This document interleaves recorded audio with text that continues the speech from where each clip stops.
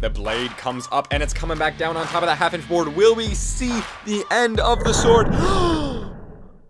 This incredibly strong cardboard sword is made completely out of just cardboard and hot glue without any expensive wooden or metal rods stuck through it or fancy hardeners applied to make it stronger. And in this video, you're going to learn exactly how you can make one just like it. The first step to creating any great project is thinking.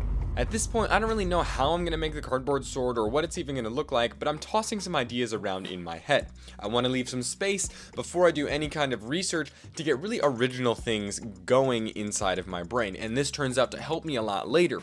A couple ideas I had while I was going through this is that folding the cardboard could make it stronger. We want to pay attention to grain orientation in the cardboard. And also, at this point, I thought maybe I would use some hardeners or inserts in the sword to make it strong enough to actually cut something. But later discovered that they weren't even necessary. So hopefully, after a couple days of tossing ideas around, you have some that you think are really good, but they need to be verified. So we're going to jump into some research as well as using some artificial intelligence to make sure we have ideas that will actually stand up. But before we get into all of that, my name is Eli Tennant, and on this channel, it is my mission to help you access and implement your creativity through tips and tool reviews, as well as full tutorials just like this video. So if you're interested in content like this, then consider subscribing here to Make Your Brain. And if you stick around to the end of the video, I'll share with you a complete cardboard crafting action plan, which I think you'll love, and then also I'll do a complete durability test on the cardboard sword to see exactly how strong it is. For this video, my friend Tim over at Goat Reviews specifically challenged me to create a cardboard sword that could at least chop through a banana, and the peel has to be on. Step number 2 is research. One of my favorite ways to research is through YouTube, searching up different kinds of videos. So I watched almost all of the most popular videos on cardboard swords and got a lot of different ideas for how to make things. From there, I moved on to Google and found another idea where they sort of squished a toilet paper roll and made it look kind of nice, but that was too weak. After exhausting Google, including looking up stuff on WikiHow, I went to ChatGPT. Now, ChatGPT is an artificial intelligence engine that is able to scour a bunch of information off of like basically everything on the internet and compile it like a super smart robot friend and give you a customized answer based on your question. This is really great for me because I asked it how to make a cardboard sword. It gave me a bunch of steps, and although it had a few flaws, especially when I asked it for more detail, it gave me more detail, and I was able to pull a couple of the good ideas that it gave me in a faster way than it would to just like look up everything on Google and try to scour every resource. Step number 3 is to plan. As the quote goes, if you fail to plan, you plan to fail. So now that I have a much better grasp of the kind of sword I want to make, and also different sorts of ways that cardboard swords have been already made by other people, I got out my sketchbook and started drawing my favorite ideas. So we ended up with this folding idea, and I kept iterating on that idea.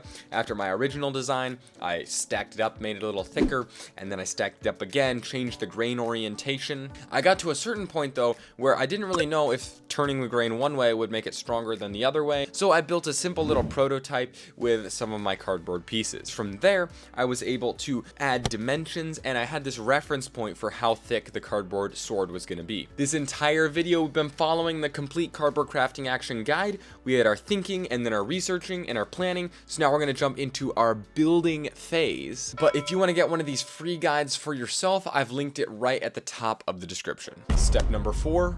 Build. Interestingly, the first step in building our cardboard project is actually to do a little bit more planning.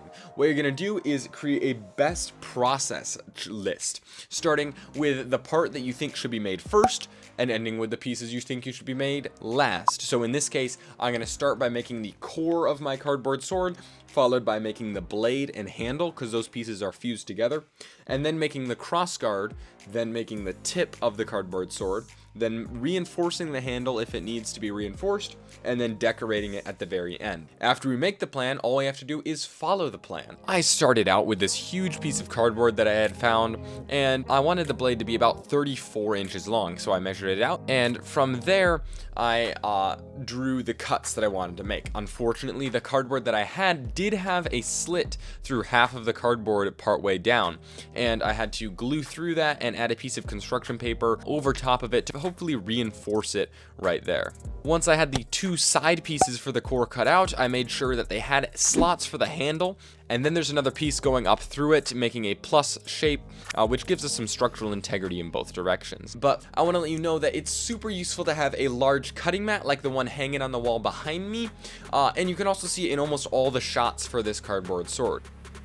Now the cool thing is, Tim from Goat Reviews sent me this cutting mat. It's only about 30 bucks. Tim has a cool YouTube channel where he reviews all kinds of different things. You'll find a lot of watch reviews on his channel, but also so many other videos. And in return for the cutting mat, I sent him a cardboard pinball machine kit that he has to build obstacles for and then beat the game. So I highly recommend checking him out, and that video about the cardboard pinball machine will be linked right at the top of the description.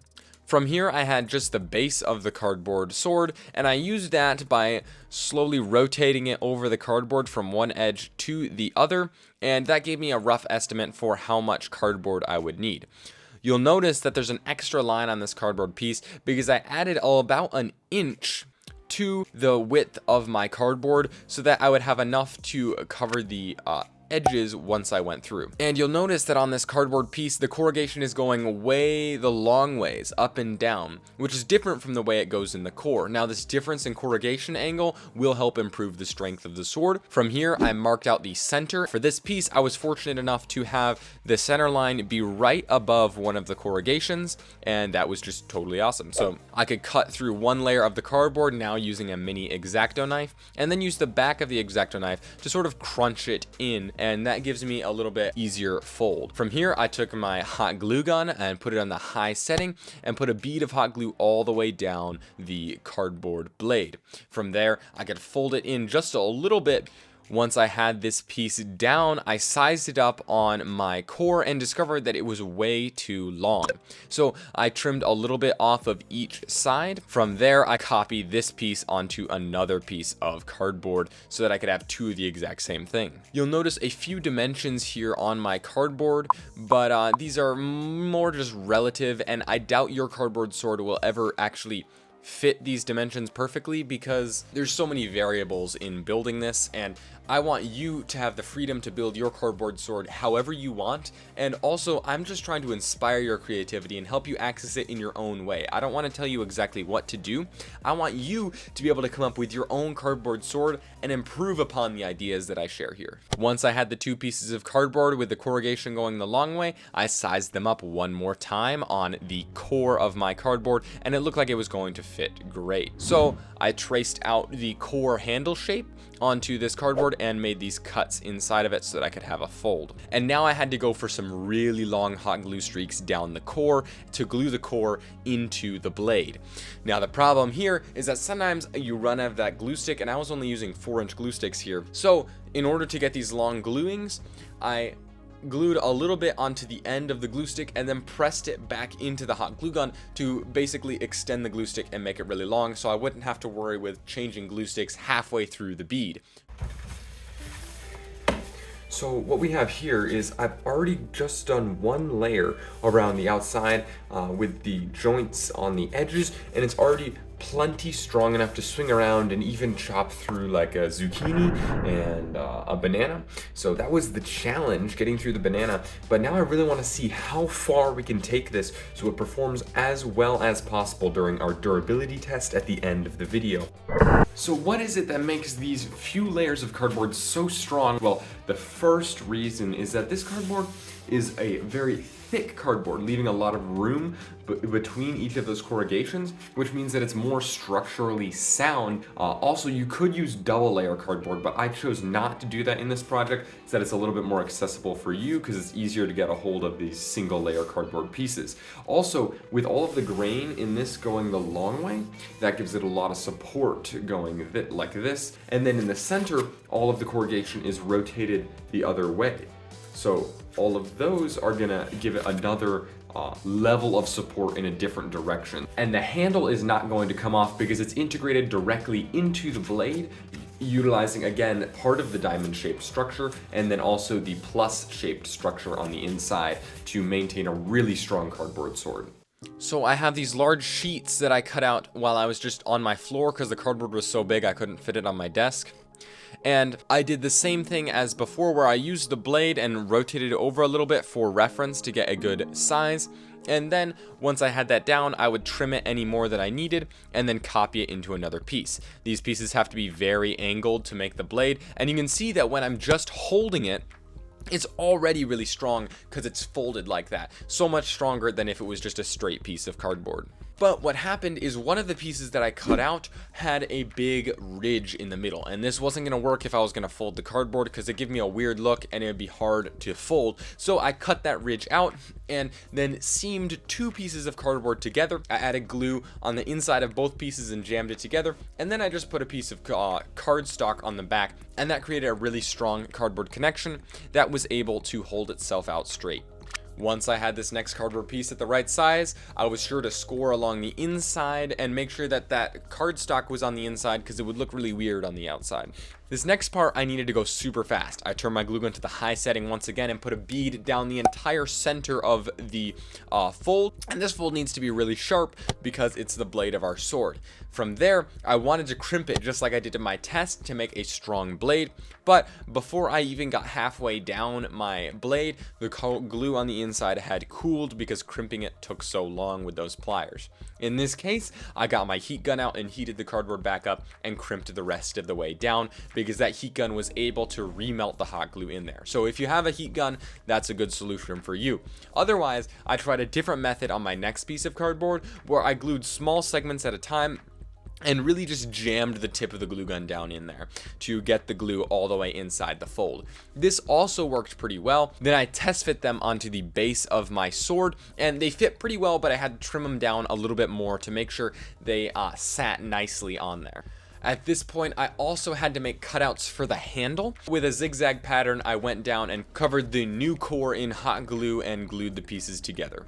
Now we had basically the finished blade and handle. We just don't have the tip or crossguard or anything, but it didn't look very nice. There was this big gap down the rib in the middle. So in the spirit of using only cardboard, I painstakingly tore one side of a cardboard piece off, one of these long cutoffs that I had from making the blade, and glued that over the entire middle like a piece of construction paper. The color matched perfectly, so it's really hard to tell it's even there.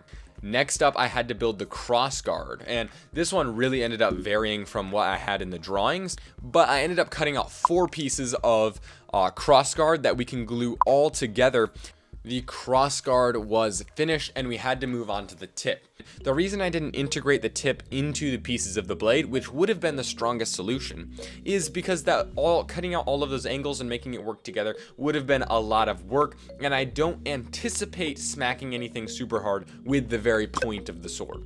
And in order to get a tip that actually fit onto the blade, I had to really just cut it and refit it and cut it and refit it and cut it and refit it, and then trash the piece because I cut it too small, and then cut it and refit it. Eventually, I got a piece that fit. And for the corrugation on these, I had it going straight up towards the point.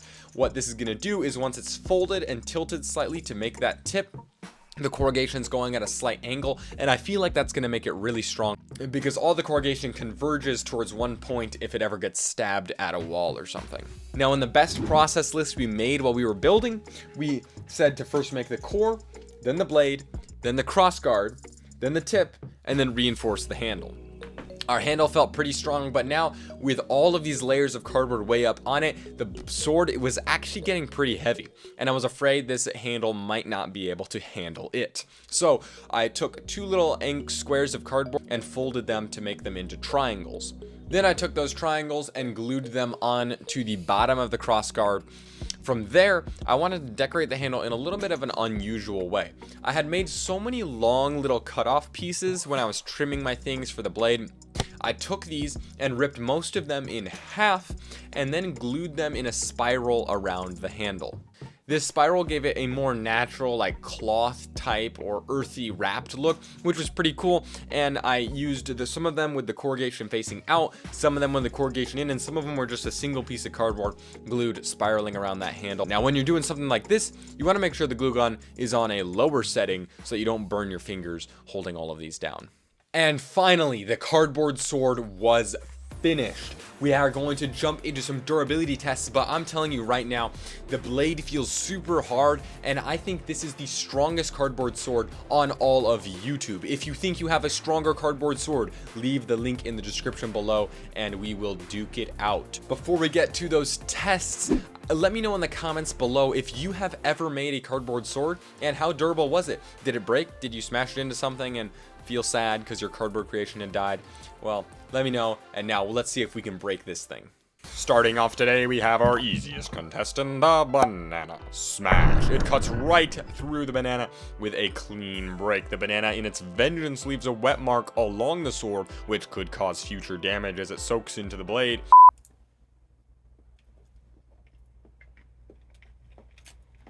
But with no further ado, they moved on to the celery.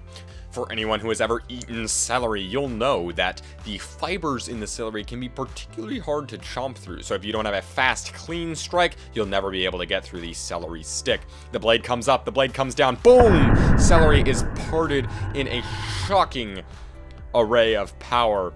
Next up, we have what is a real cucumber and not a zucchini. Boom! Oh, and the sword cuts right through the cucumber. Look at that damage as it's broken. Now, this might not be your kitchen knife, but it does get through with its immense weight and power behind the blade. It basically crushes its way through the cucumber. Lastly, we have the crispy and hard apple. Apples are definitely a challenge to cut through, so the blade comes up. Eli was not sure if he would be able to cut this, but with an astounding array of precision and power, the apple is split straight down the center like an axe is able to split a log. The blade barely even had to travel the whole way through before the shock split that apple in half with a pretty clean break. All right, fruit was no longer enough, and we progressed to wood.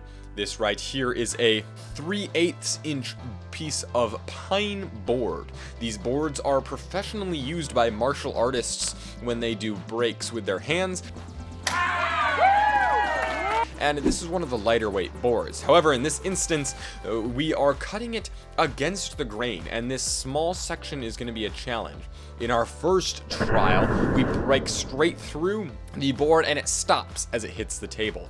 So we add more spacing and upgrade the board to a 1/2 inch board. The blade comes up and it's coming back down on top of that 1/2 inch board. Will we see the end of the sword? The sword takes heavy damage as a large notch is left in the side of the sword right where it tried to smash through the cardboard. But you will notice that that crimped and glue hardened edge left a dent along our pine board. But hopefully you remember, we have not reached step 5 on our 5-step checklist, which is improve. Now, when it comes to improving a project, this is our post-build iteration phase where you're using the sword in all kinds of different ways and discovering how you can make it stronger. So a couple ways that I might recommend improving this cardboard sword are, number 1, you could harden it with either epoxy or wood glue. I have a video I'll link in the description where I go through and harden cardboard with wood glue. Or you could just coat the sword in Montage, and that would prevent it from getting too wet when you cut through fruit. And lastly, if you wanted, you could integrate some ribs of wood or metal down the sword to make it a lot stronger. But if you want to create something awesome and not do all of this ground up, painstaking build work, then click on this video right here where Tim from Goat Reviews builds a cardboard pinball machine from a kit and is able to add a few obstacles in it to make it a really fun and interesting game. As always, my name's Eli Tennant, this is Maker Brain. God bless you, and I hope to see you in another video.